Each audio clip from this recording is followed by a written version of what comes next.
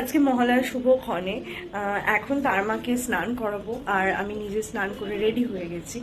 আর তো চলো তোমাদের সাথে তার মার স্নান করানো পুরোটা শেয়ার করবো। এখন নিচে গিয়ে তার মার এখন কেমন লাগছে আর স্নান করে সাজুগুজু করে মায়ের রূপ তোমাদের দেখাবো। চলো, সবাই তো মেকআপ করে নিজেদের সুন্দর করে, আজকে তার মা কতটা সুন্দর লাগছে স্নান করার আগে স্নান করার পরে সেটা তোমাদের সাথে শেয়ার করবো।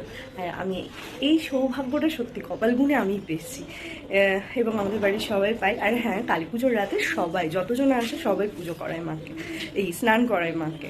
কালী পুজোর সকালবেলায় মায়ের স্নান হয়। তো চলো এখন দেরি না করে আমি যাই, আমার সাথে তোমরাও চলো তার মাকে স্নান করাতে।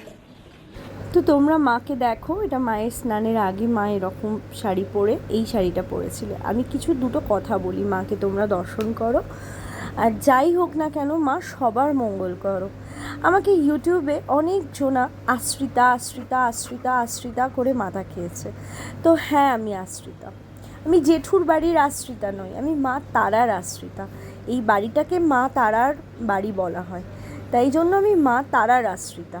এত কপাল, এত সৌভাগ্যবতী আমি যে মায়ের সেবা করতে পারি, মাকে খাবার মায়ের জন্য রান্না করতে পারি, ভোগ রান্না করা, মাকে সকালে ঘুম থেকে তোলা, মায়ের মন্দির খোলা, রাত্রেবেলায় মায়ের মন্দিরে মাকে শয়ন দিয়ে মায়ের মন্দির বন্ধ করা, মায়ের সকাল সন্ধ্যে রাত্রি 3 বেলার মায়ের রূপ দেখতে পাই, মাকে অন্ধকারেও কত সুন্দর জ্বলজ্বল করে সেই দেখার সৌভাগ্য সত্যি আমার আছে।